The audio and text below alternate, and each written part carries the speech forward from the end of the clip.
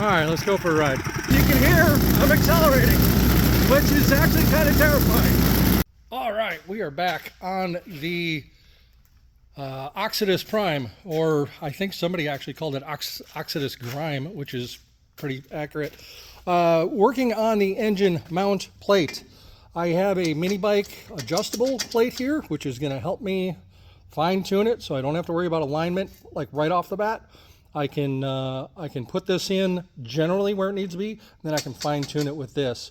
So the sub plate is not quite where I need it to be. I'm going to cut these two tacks and move it forward to make this as far forward as possible so that if I ever have to adjust the chain, I have as much room to move forward as possible. I'm making room, like the engine fits there fine, but I'm really making room back here for the torque converter. And if you guys know these torque converters, they hang down below the engine, so I do have to cut away a piece of this support here. So I'm going to go to the bench and do a bunch of that and be right back.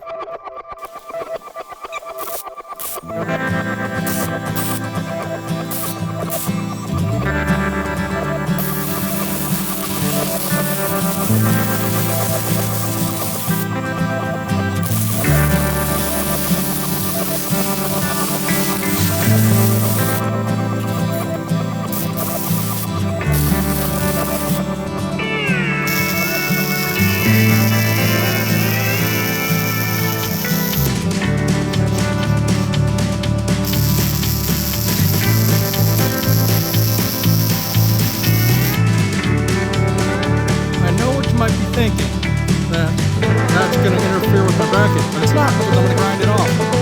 I just wanted a little extra weld in there, so just did a cover pass, grind it smooth, then I'm going to go ahead and put my plate on and, done.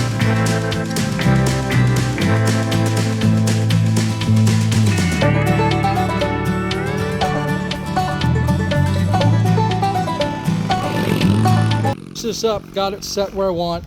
Quick little detail, I put these holes a little too close to the edge, so my weld got in the way. I knew that the piece wouldn't get in the way, but I didn't even think about the weld, so I had to grind that out a little bit, and I ground it out more than I needed to, so that if I'm on a trail and all I have is simple tools, I can adjust this, because this is my chain tensioner. These are my chain tensioner bolts.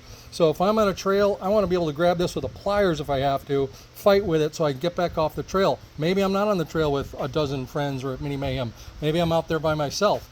I am going to have simple tools with me, and if I can get in there and loosen these up, tension that chain, and get back to camp, all the better. And that's today's Just the Tip. Hope it helps.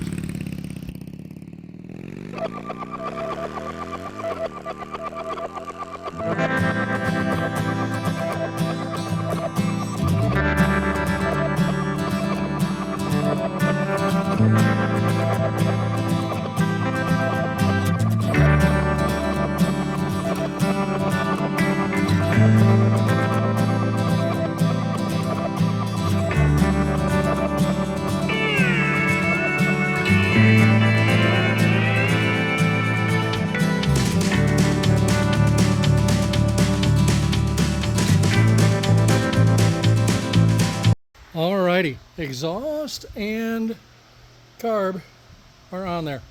Like I said before, I did test bench this, or best bench test this. That's what I meant. I guess either one works. It does have good oil in it. It has run before. It's ready to go. I will have to sort out my spacing for my drive chain, because the chain is so big. I have to do some more spacing in there, and then I have to space out my primary as well to meet up with it. It's probably only about a ½ an inch. Could be less, but it's got to be done. But for now, I can actually mock up the engine and set the welds for the mount bracket. I'm excited.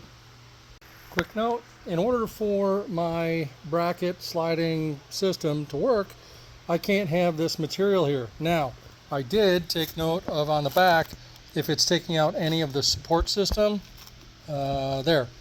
It is not taking out any of those fins. So it should still be just as strong. If it breaks, it's my own fault, but I'm going to lose underneath that line. All right, I know what you're thinking. It's going to be underpowered. You're not wrong. I'm just doing this setup to test everything else, get brakes squared away, steering squared away, suspension squared away. Then we can add lots of power. I promise. Yeah. So that's my bracket. It can adjust left and right, forward and back. My chain alignment looks pretty good, and that's extremely adjustable. So I'll be able to square it up. So I am going to go ahead and weld these guys in and in the front. And that's it. That's all it's going to attach them. It doesn't seem like much, but for 6.5 horsepower, it should be plenty. So I'm going to get to it.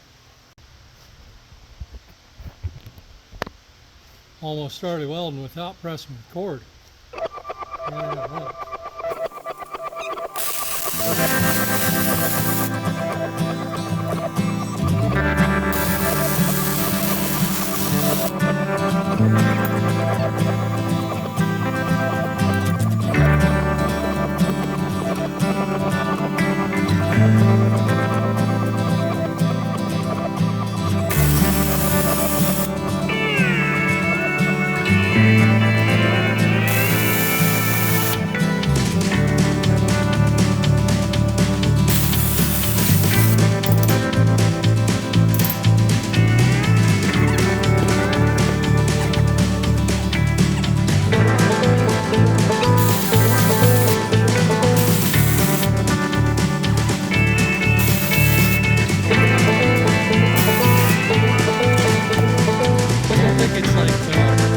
I don't think it's like straps on a trailer. I don't think you have to say that's not going anywhere.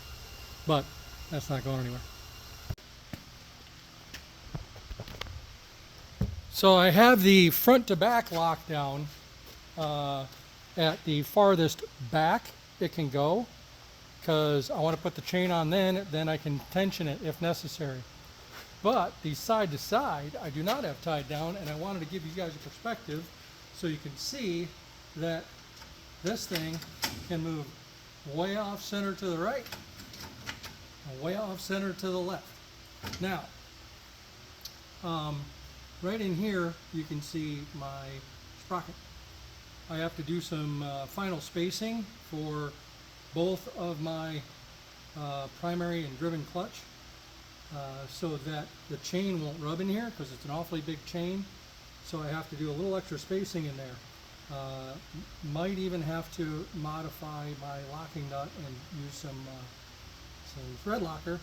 But other than that, once I want to get it nice and straight, I can do this, and then obviously I can do that, and then tighten it down with the chain nice and straight, lock it in, and then I can spin the wheel and check to see if it's running true.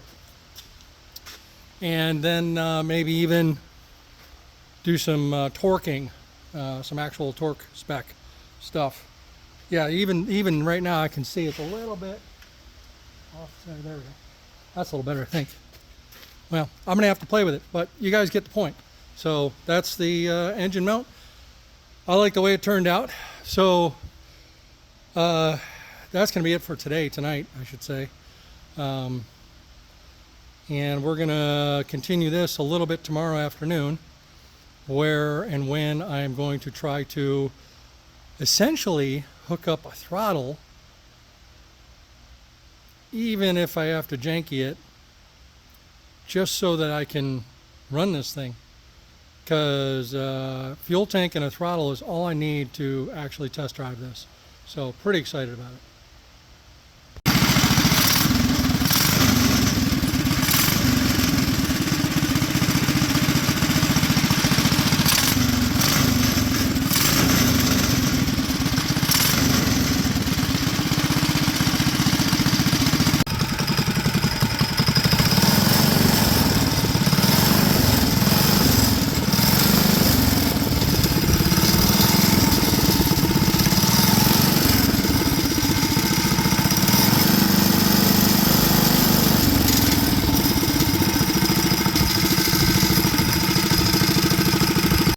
right, quick update. So I think I filmed some stuff when I was setting this up, and I just kind of went ahead and got it done. I just don't have a whole lot of time today.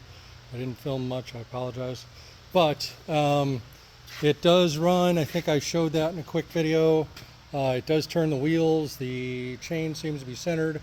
That left rear tire seems to be off. That might just take a shim. I don't know. But anyway, the engine seems to start and run fine. I did a little bit of wiring, so there's a kill switch up front for safety. Did not do any of the charging or electric start yet. Probably get to that. Whew, man, yeah, that's gonna. Maybe it's a part 3. You know, with the first upgrades. You know, when I maybe do shocks or tires or stuff like that. But so the electric start won't be in effect. The brakes, after I ran this thing, I bled the brakes again because all that vibration from the engine tends to shake the all the bubbles and stuff out of the brake system. That helped out tremendously. It bled a bunch, and the brakes feel even better. They're not going to be perfect, but they're doing well. Right now, what I'm doing is making myself some leg room. So up here in the dash area, I tore some of it apart. It was falling apart already. I'm not going to save on much of it. Here's my kill switch. I am raising the dashboard a little bit, and I'm only doing one side. I'm just kind of roughing it in. I'll rebuild all this because it'll be super simple to do, and I'll put in new, whatever you call it, bearings. But I use my jack to raise it, or at least hold it level. I am going to weld in a piece of metal here. All right, it ain't gonna be pretty, but it'll be good. So that means it's pretty good. Then I gotta weld that up down there. I'm gonna do that first so that that stays in place when I go to weld this in. This was all to make room for my left leg. My right leg wasn't encumbered by this bar. So yeah, getting there. I might drive it today. We'll see. If I do, I'll try to film it and not lose control. So I'm gonna weld this up.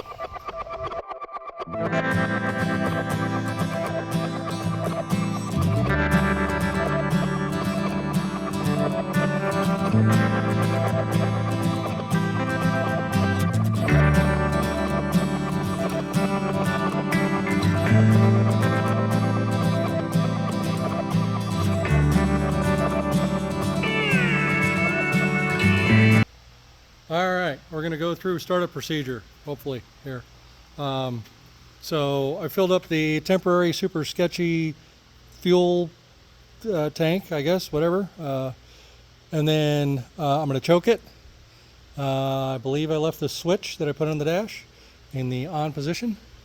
And I will go ahead and pull it. So, choke. Yep.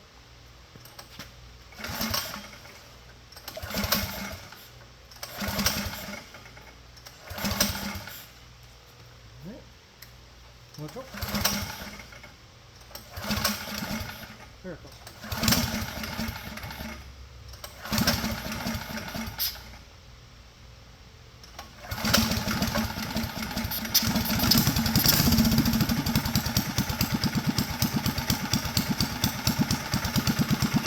All right, I've got it at a very, very low idle on purpose so that if for any reason this thing gets away from me, I can't blame that I had the idle, I think I said choke, but I didn't have the idle too high, so it didn't run away from me for that reason. Yeah, it's running. I'm gonna go up front, give it some gas, and I'm gonna slam on the brake.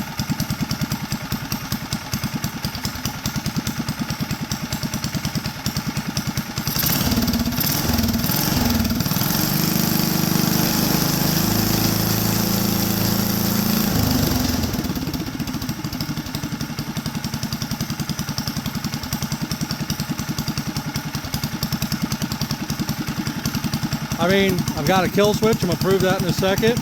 It started up. It's driving-ish, you know, you've seen the wheels turn, and they came to a dead stop when I hit the brake. So I don't know. I think the only thing left is to take it outside. I mean, there's a lot more to finish on this thing. I don't have the seats welded in and a few other things, but I think it's time for a test drive.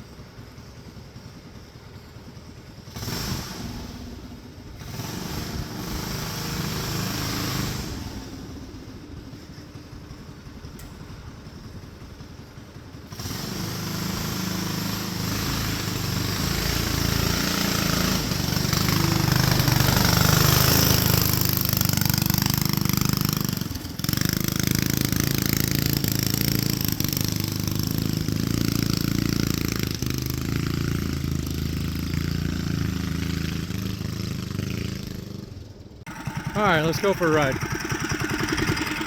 It's not that easy to get into at the moment, but show you what's going on here. Okay, I am in.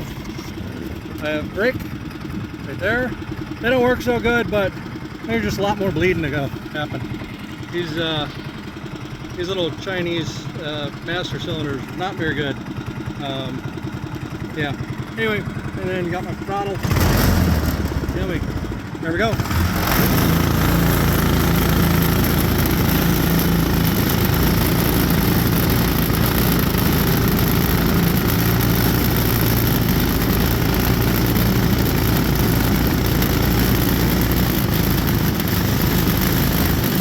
So once I get going, it cruises okay. The exhaust is a little obnoxious. I will have to put a quieter exhaust on it. But it actually handles pretty good. You can only do that with one hand right now. Acceleration is absolutely terrible, but it's moving.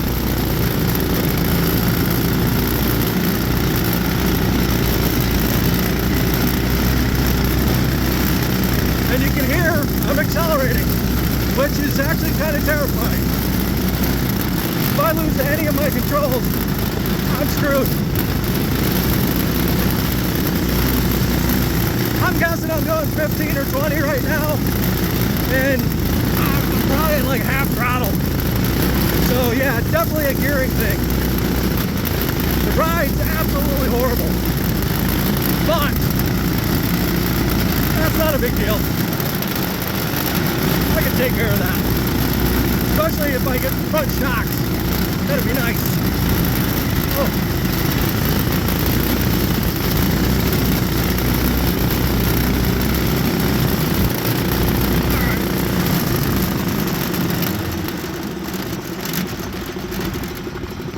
Brake is shaving off some speed for me.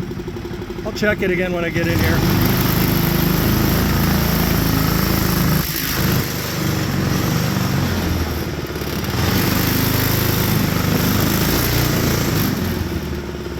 Okay.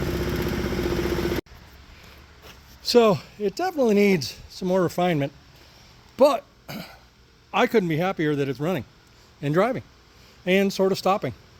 I mean, it slows me down, and I'm not getting in any danger just yet. Eventually, I'm hoping for maybe dual disc rears and maybe figure out some fronts. But otherwise,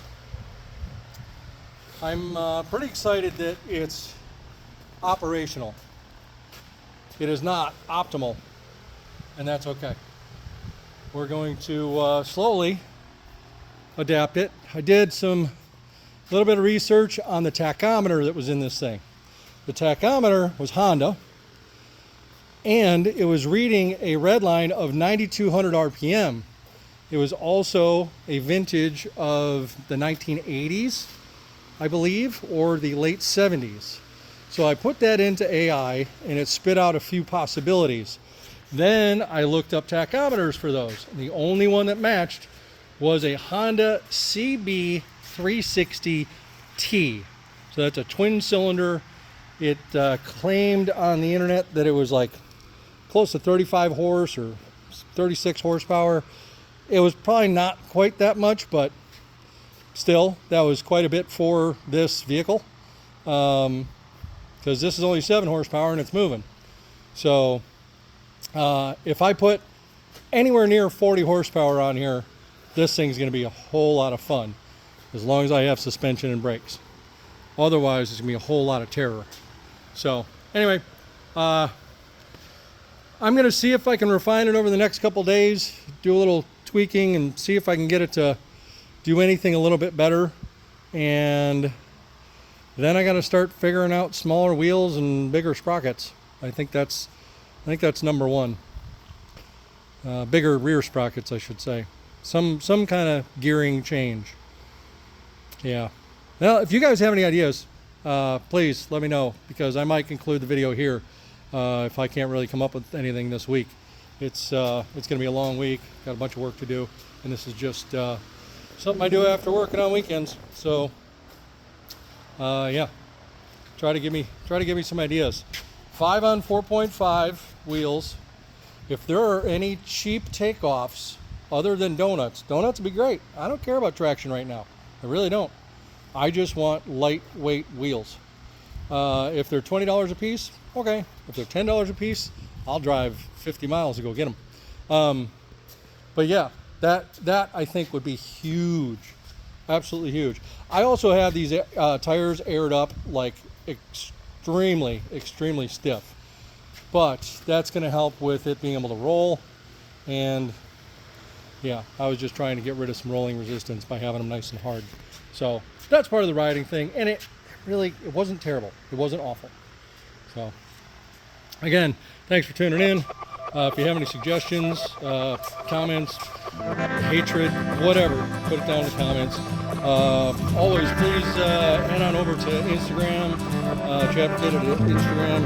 I put up once or twice a week. I usually have a just a tip for everybody. It's just little tips and tricks that I either have known for a long time and I'm just trying to spread the word, or somebody told me about recently and I figured I'd try it, or I came up with on my own. Those are very few and far between, but they do happen. Talk to you later. Have a good one.